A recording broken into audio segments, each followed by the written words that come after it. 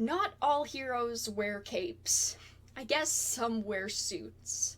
I do talk a lot about Japan and the differences between their culture and ours, how in the West we tend to accept violence and gore much better than Japan, and in Japan they tend to accept sexualized themes a little bit better than us.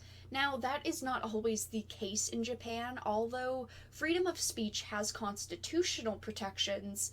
These freedoms are also governed by regulations and ordinary law. In Japan, Article 21 of the Japanese Constitution, it prohibits censorship, yet Article 175 of the Criminal Code of Japan prohibits the sale or distribution of materials that contain obscenity, which they consider anything that they want to be obscene because it has such a loose interpretation, since the law does not actually define what obscene really means. It has no hard definition. But the law has been interpreted in many different ways in various situations.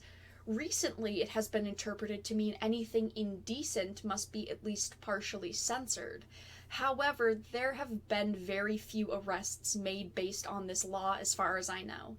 So if you are a fan of anime or manga, it has been a very long and very drawn out battle.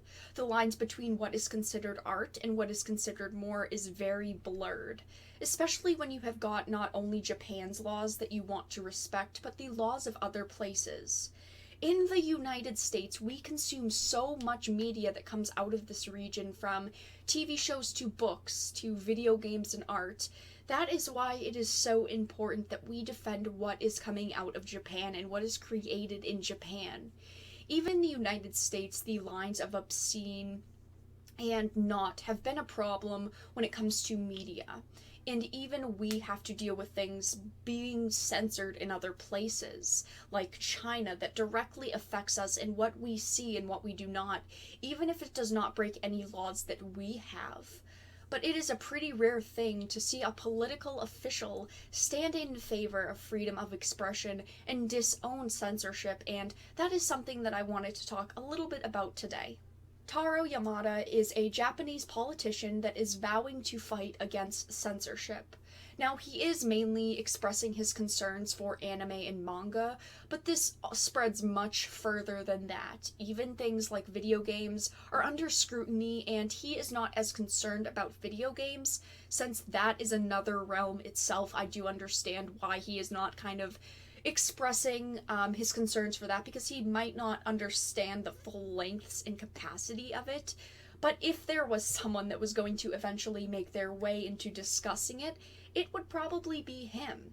He has also said that he wants to make it very clear that he wants to fight efforts within the LDP, the current ruling party in Japan, that would damage the freedom of anime and manga, and has worked very hard to cement trust with the otaku community. Now, obviously, if he wants to step into the video game realm of things like Sony censorship, for example, it would not be easy. I'm just going to admit it right now, and I'm sure that he knows that.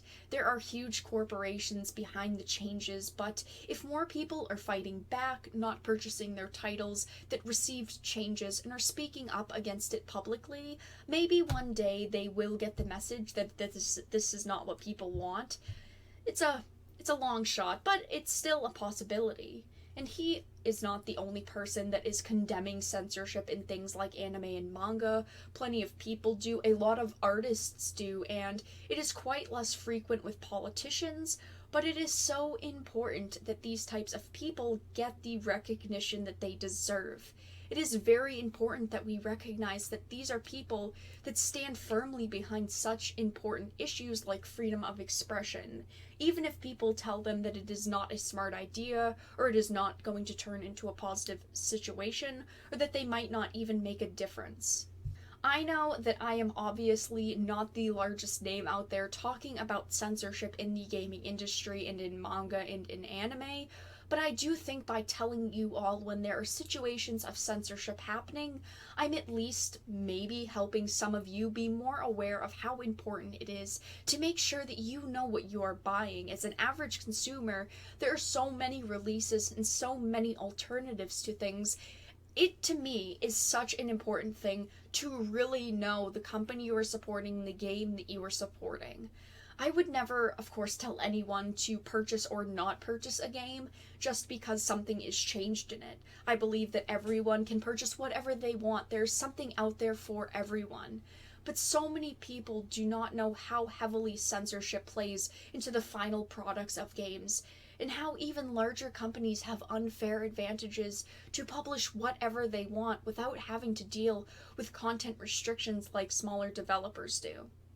But let everyone know your thoughts in the comment section down below about this situation in general. What do you think about a politician actually standing up for the freedom of expression and just trying to defend some of the hobbies and some of the interests that we all have and that we all love?